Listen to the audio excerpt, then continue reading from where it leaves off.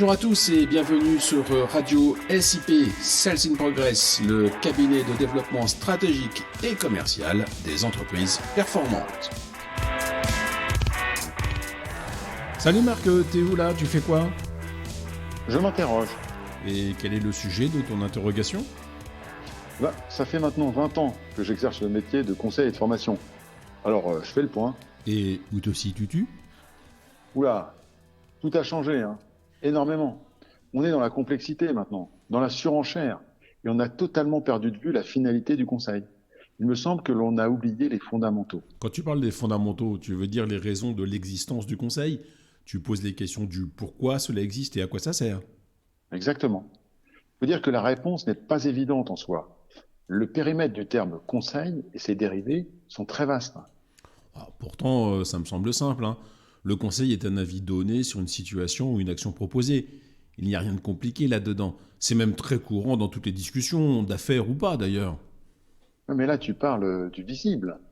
Le conseil est un véritable iceberg en fait. C'est beaucoup plus complexe. Et à cause de ça, l'usage du nom est souvent mal à propos.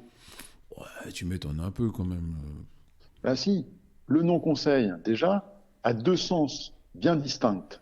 D'abord, celui que tu as évoqué, qui est un avis donné à quelqu'un pour orienter son action.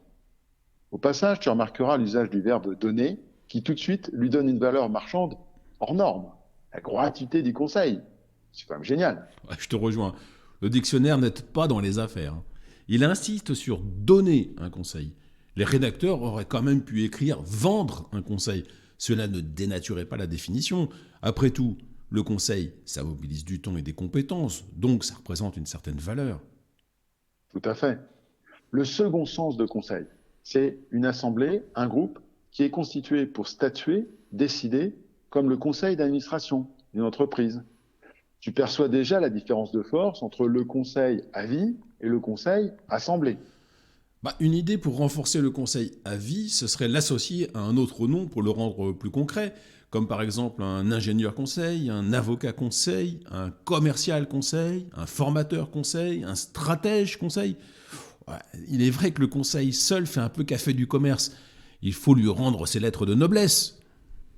Puisque tu parles de café du commerce, on peut continuer avec le nom de conseiller. C'est bien évidemment celui qui donne ou vend le conseil. Ça, c'est pour le conseiller solitaire.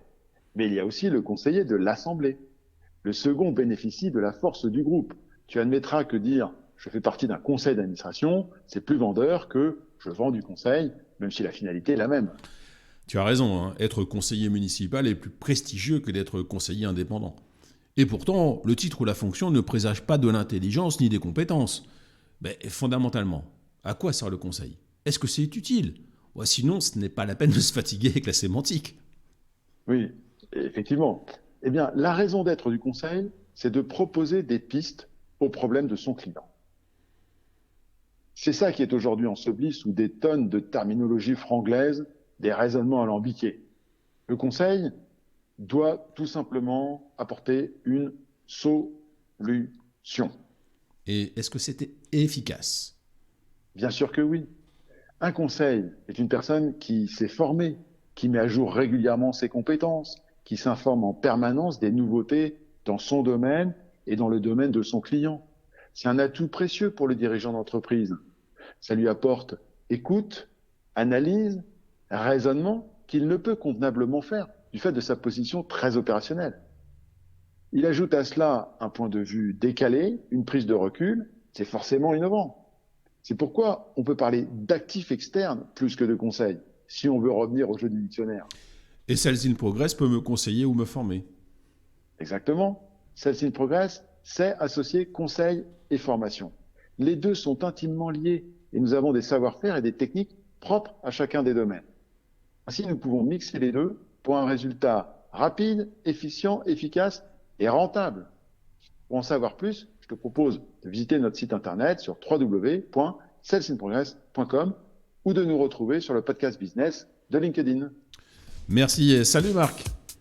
Salut Arnaud.